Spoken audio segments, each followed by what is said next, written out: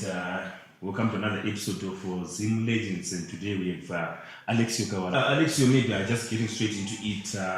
People would like to know who's Alexio, because what we know is that around 2000, that's when Alexio, that was the start of, is it Urban Grooves music?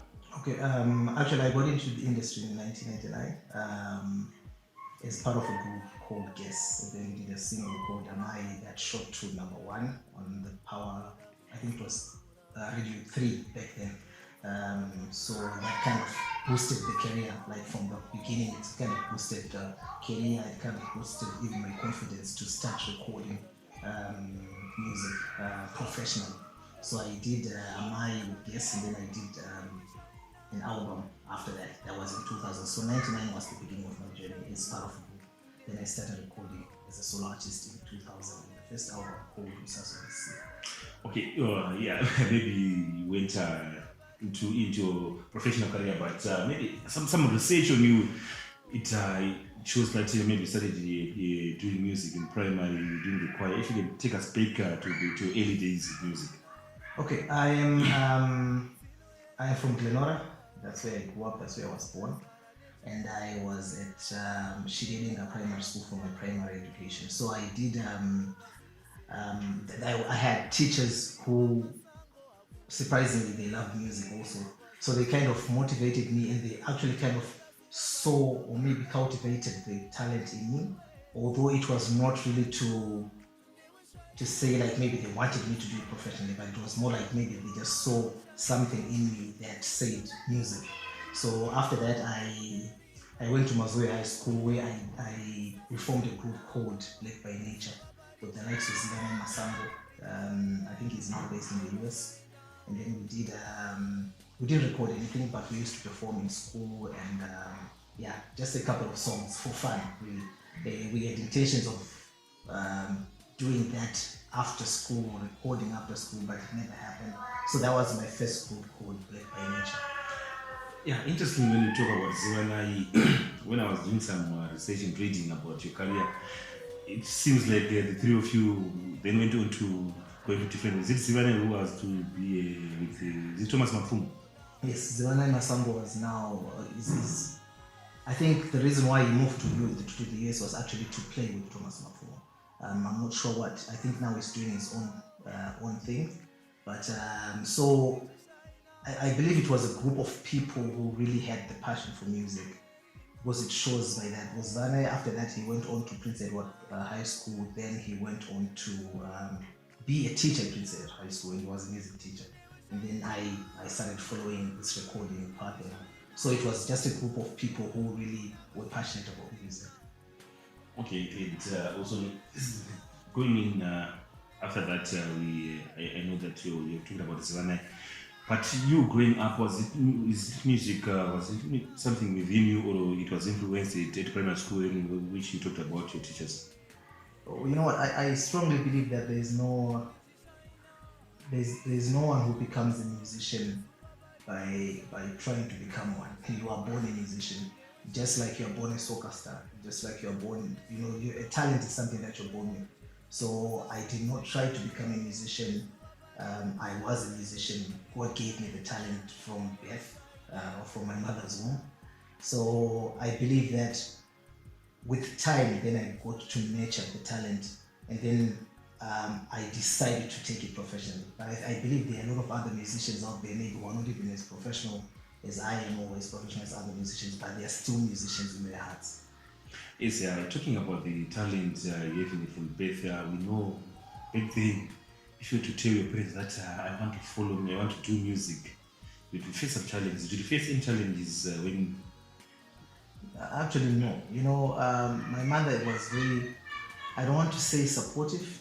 I think she was quiet about it. She was someone who just let a person be, so she didn't try to stop me. She didn't try to encourage me. She just, and just watched to see how far it would take me. And of which I thank God for such a mother, because that's how parents should be to their children. Just to do what they're supposed to, as long as it's something right. So the support I got was actually him not discouraging me. I think that was support enough for me. Okay, nice. And now, first taking to where we started, that is when you started studying about your professional career. Your first single, was it around 2099? Was it Amai? Amai was 99. 99. But I would rather call it our single. Our single. Yes, because I was not myself. It was three other guys, myself and three other guys. Delani Makalima, Dwanda Kumale, and Kai. Oh, you did work with Delani Makalima by then? Yes. Being your first single, how was it like to record that first single going professionally? Before I got to Shamiso Entertainment, which was the studio that recorded us, I had gone around looking for studios to record. We didn't have money, so we wanted to record like demo tapes and everything. But we were looking for something cheap or something free. But it so happened that Shamiso was there and they gave us the first opportunity. So I had not been in a studio before, and obviously I felt very nervous. And but I also like the fact that I think my writing skills got me into the book guests, because I presented them with the song of mine and they were interested in doing that song. I had no confidence much in the vocal ability, but then I think I enjoyed the process. I learned from the process. I started getting a little bit of confidence from the process, and it was a good thing because the song then became a hit. So it was more like you're in the right direction type thing. Yeah, interesting. From what you said earlier, you said your mom maybe took some maybe back role, like he didn't encourage you, he didn't discourage you from taking music. That's and it became your first single, Am I? Maybe you can share with us what really inspired you to pen that song, because I understand you were the songwriter of the song Am I? Well, Am I is I think most mothers are like that. I would like to say most mothers because I don't know about all of the mothers. Most mothers are very important to children. Not that fathers are not, but because we spend a lot of time with our mothers when we're at home, and fathers, well, that used to be the case back then. Mothers used to spend more time at home, and then fathers would go to work. And then, even if things are not really working out, mothers were just there to patch things up, to make things flow. So you would not notice things are not all that good. So we kind of spent more time with our mother, me and my siblings, and she used to go to SA, South Africa, to sell things for us to make it, or to not to feel the pinch of poverty. You see, so that was my appreciation song for her, to let her know, because in our African, especially Zimbabwean culture, we hardly tell our mothers that we love them. So for me, it was a way of just telling the I really love you, and in a song. And I guess it was something that many people could use also as a channel to say something to their mothers. Because I remember those were the times when people used to write dedications, is it? Yeah, that's very true. I mean, going forward, then soon after recording what you termed our single with Delani Makalima and you and the other guy, you went on to record your first album. What was it called? How was it received in the music? You know what? I would really. It was called Usazon this year, but back then there was not a lot of competition in the music industry as there now. So it was a matter of recording your music, and Urban Grooves was actually starting to be accepted because it was a new sound, and I happened to be part of the pioneers of Urban Grooves. So acceptance was easy, and we would just put our music on radio. Shout out to Radio 3 back then, the likes of Innocent Chuma, because they pushed the Urban Grooves era. DJ Spiller. Yeah, DJ Spiller, Leander Candelo, all these guys, Anna Glenda, Takachicha, and all these guys, they really pushed. And so the acceptance was not a problem. We got accepted.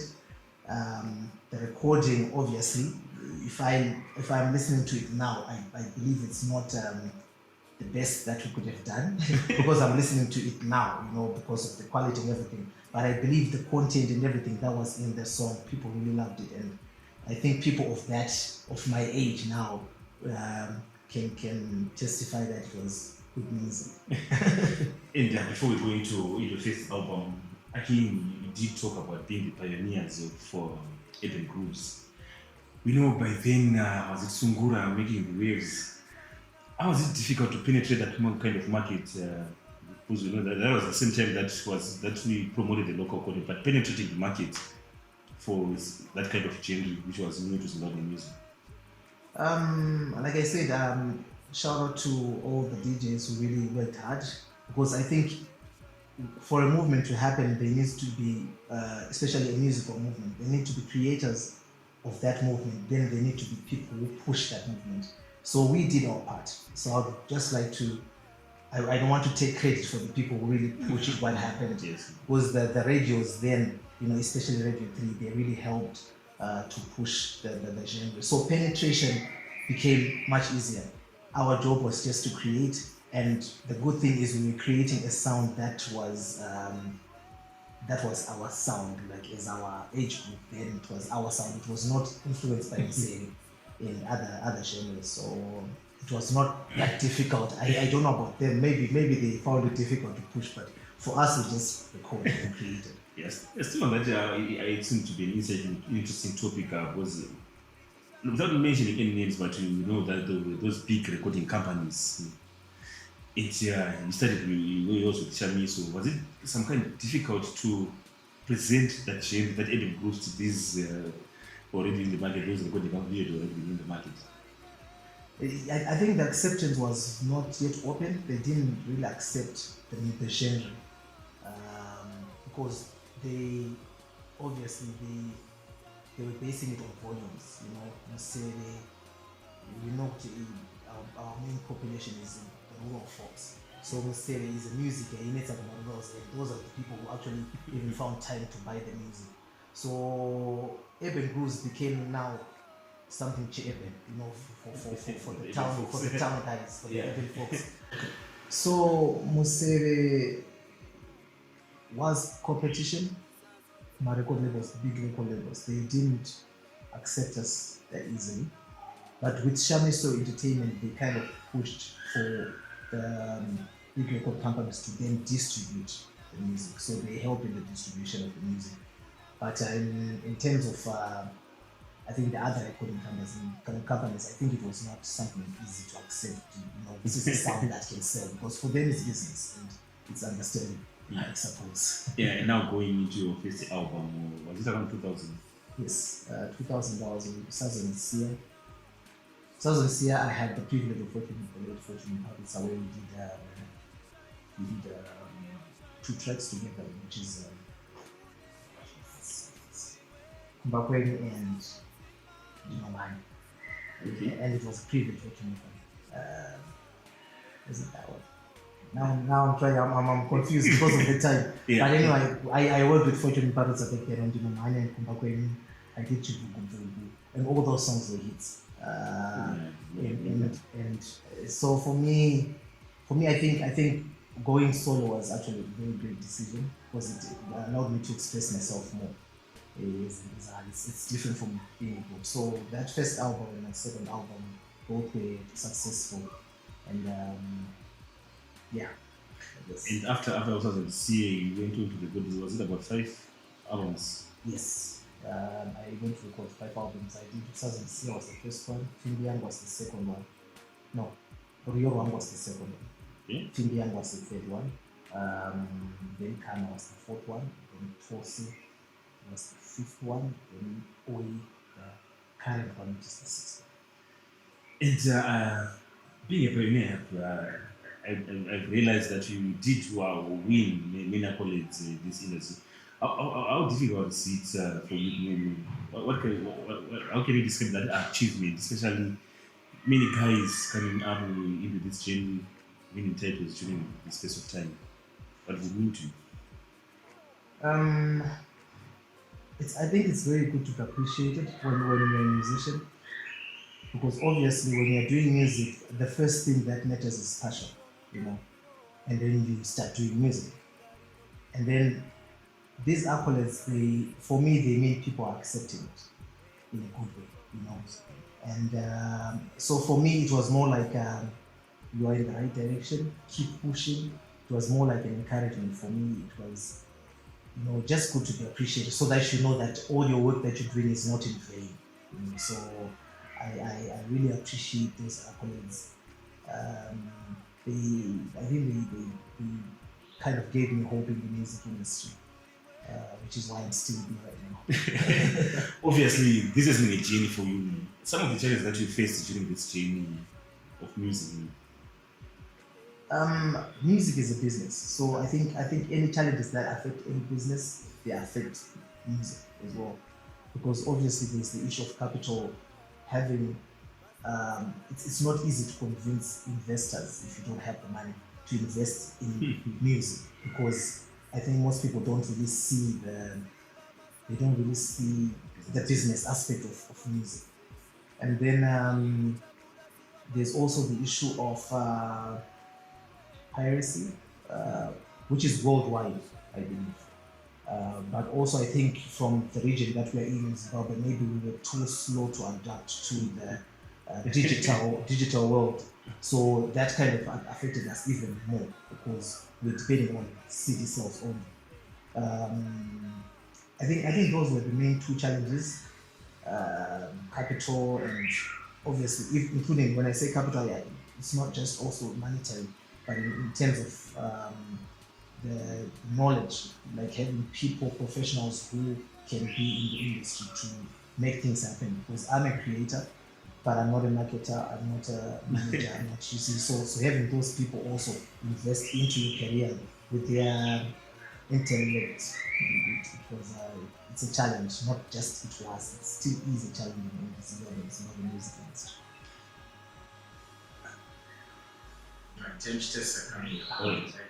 Okay, so going forward, what I've realized, you're also a songwriter.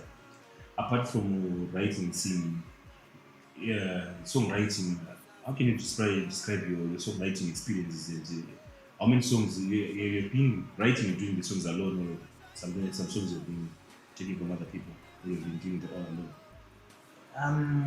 I think throughout my career, I have had only one song written for me.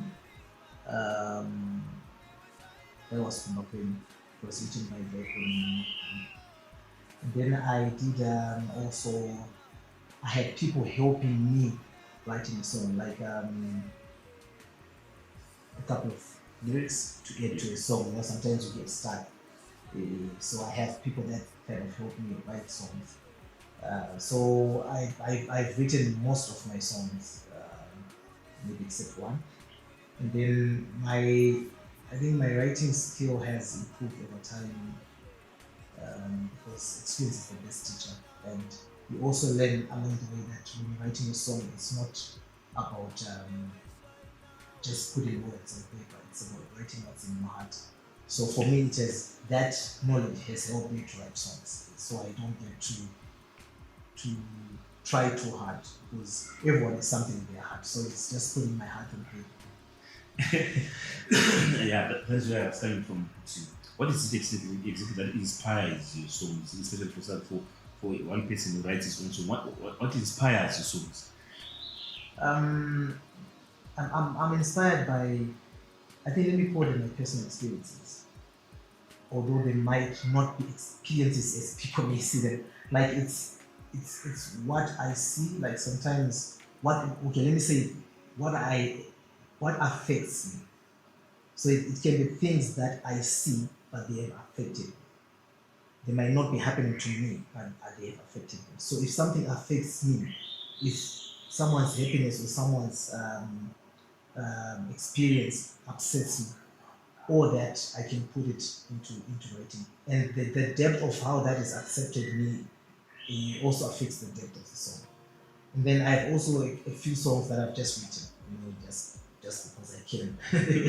So I have a couple of songs that I've just written, and just like Chwande Wande, for example, it's just a song because I wanted to write it. But the songs like Shaina, the songs like Tizureki, the songs like Kuchanaya, those songs I've written them because I really believe in giving people hope, because I also need hope. Because it's very easy in this world to get distracted and to think that things are not going to work out tomorrow. So I I write things that affects me, and that I also want to affect people. So basically, that's what goes on in my head and then my heart and then to the paper. Oh, interesting. And still talking about the 20 years experience in the music industry, what I've now realized that you are the pioneers of urban music, or how can I put it? Young, young musicians trying to do this. What can you say about the growth of these of young music or the urban music over the last 20 years? Like what we're talking about, the Zim times and everything. It seems like the youth is now coming out. Shout out to every pioneer of urban blues, because I think we were the first ones to be bold enough to try and push this. And shout out to Shamis Entertainment, because they were responsible for pushing this brand. And shout out to Delani Makalina as well, because he was the producer, one of the producers, first producers of urban blues. So I think that group of people managed to break the norm, and also show the world that, or show Zimbabwe and the world that this genre or young people can also venture into music. So confidence builds up. It starts with just one step, and then when other people say, "Oh, this is possible," then they start, following suit. So I see this going far. I think recently there's a young person that I saw. His name is Heyman, one of the young, very young, talented. So they're getting also opportunities these days. People are getting opportunities because of the first guys who started. Just like Orechi Murenga and things like that. Everything grows. Yes. So we are growing, and the industry is growing, but it's growing mainly in terms of the talent that is being put up. And maybe as we round up, people would like to know that 20 years in the music industry, are you now more into mentorship of upcoming musicians? What are you up to now? Well, I was recollecting myself, because there are times when a wave of music can overtake you and you think this is the way to go. You want to try house, you want to try dance, or you want to do that. But then you need to sit down and look at what made people like you in the first place. And then you realize that when I did music, in the beginning when I did music, I was doing it because I loved music. So right now I'm recording again, and so people should expect something new very soon. And then in terms of mentorship, I don't do mentorship like professionally, but I get a lot of young artists who contact me, or maybe when I meet them walking around, when I'm doing my errands, when I meet them, they ask for my number, I give them my number, then we get to talk. I'm very honest about what they should do if they belong in the music industry. I've prepared like a certain small document of mine that I get to send to people, that so that they actually see the steps that I think work. It's not something that I would say it's certified, but I believe through the experience that I've had, I get to share with the young artists. So I'm sure it's helpful. I hope it's helpful. I haven't been doing it professionally, like as a mentor. It's just my side thing. I also love my me time with my family. Oh, talking about family, yeah, maybe about the children. Are they? Is there any one of your children that is following up in your footsteps? Or I don't know yet. My children, I think they love music, but I'm not sure if they are going to become musicians. I don't see that happening. So I'll just wait and see. But I think I'll take a lesson from my mother. I'll just let them be. If they're gonna become musicians, then my firstborn son, he's 10, and he plays the lira, which is what I play. But he plays because I told him that at least you need to learn something from your father musically. Not that I am pushing him to do music, but it's just to relax his mind whenever he's got pressure. He plays an instrument, it works out for him. So hopefully I'll find one of the two to follow my footsteps. If not, I hope the legacy that I leave here will be enough to just carry through. the Bob Marley's one. Interesting. And maybe lastly, what would be a way to aspiring musicians who want to make it into music? A word of advice to these upcoming musicians? There's a lot of stuff that I could say, but let me just say it in summary that firstly, you need to be sure that you're not just in the music industry because of pressure, peer pressure, because you think because everyone is doing it. Because music industry is a very tough industry because it's about appreciation. So if people don't appreciate you, you don't get to make it, and it might frustrate you. So be in it because you really want to be in it, because you're passionate about it. That's the first thing. And then be professional about it so that you get to earn something from something that you're passionate about. Oh, thank you, Alexio. Thank you. Thank you.